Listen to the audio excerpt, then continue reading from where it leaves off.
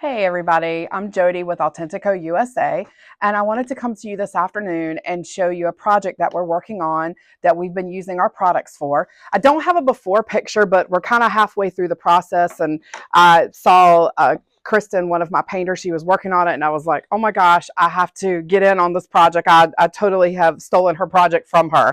So this table is probably from, I'm going to say the 1940s, and the veneer was missing. It had some smoke damage, and she sanded it all down. She stripped it, she cleaned it, she got it down to the bare wood. She painted the base of the table with our vintage ice cream color, which is a antique white color. And this is our chalk paint line.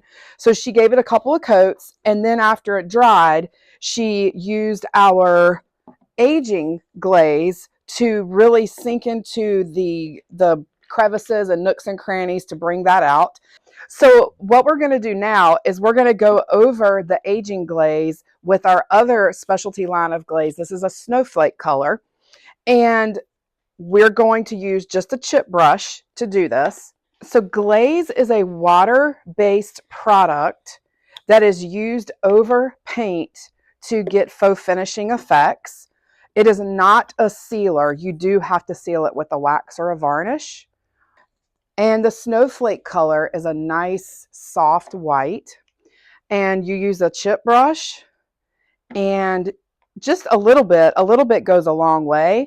And then once you get it on the brush, you're going to offload it a little bit. And then you're going to brush over the areas, concentrating on getting into the nooks and crannies. If you get something on a surface that you don't want to be there, just wipe it off. Glaze has a long open time, which means that it takes a long time to dry. Some people might say, oh, well, I can just water down my paint and do the same thing. The problem with that is that you're watering down the color, so your color is not going to be as strong, and it's going to dry a lot faster, and you'll end up with smudges and a muddy look rather than a crisp, clean look. So what we're going here for is the popular Pottery Barn look. And after you get it on like you want it, take another towel. Now I'm going to use a blue shop towel for this. And we're going to just gently wipe it back. And you can wipe it back as much or as little as you want. It's your preference. If you wipe too much off, that's fine. Just reapply it. If you don't wipe enough off, then you can just keep going. So it's totally your preference. So I'm trying to get kind of in between, not too much and not too little.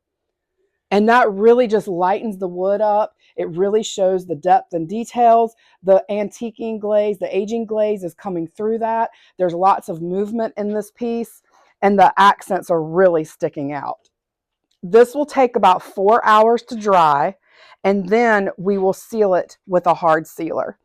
We'll probably use a gloss varnish on this. Now I'm going to do the legs, and it's the same process. I'm just going over it, kind of putting it on haphazardly, making sure it's getting in all the nooks and crannies. It moves so well. It just glides across the surface. There's no drag or pull, which is one of the great things about glaze. It's a great advantage to using it instead of a watered down paint. And then I'm just going to wipe where I want to wipe, leaving it behind in the crevices and some on the surface. Once again, if you wipe too much off, you can just reapply it. It's very easy to manipulate. And it's a nice frosted Pottery Barn look that is just really popular right now. So we'll continue on the whole entire piece. Actually, I'll do this leg for you real quick too, because this is a beautiful carved leg here. And it just really brings out the details. Let's see, get that side more. And the glaze goes a really long way. You should be able to you could probably get 10 pieces of furniture out of that one container, if not more. And so I'm just gently wiping it back. And you can really see the difference in the before and after, how it looks. It just really softens the surface and brings out those details. For the top, we are going to use our Grandiose Hard Wax Oil. This is a hard drying finish that has the look and feel of a wax. It dries harder than a wax though. It comes in a few different shades. This is our natural shade. We don't really want to add anything to this surface because it is such a pretty wood. We just want to highlight it. So what you do to apply the hard wax oil, just kind of give it a gentle stir. I'm going to use a foam brush. You can use a regular brush. You can also use a towel, a shop towel, or a cloth or a rag. And then you just apply it generously. And you can see how it just really brings out that color and that shading in the veneer. It is absolutely gorgeous. So this is a very popular look here in our area, a natural top with a painted bottom.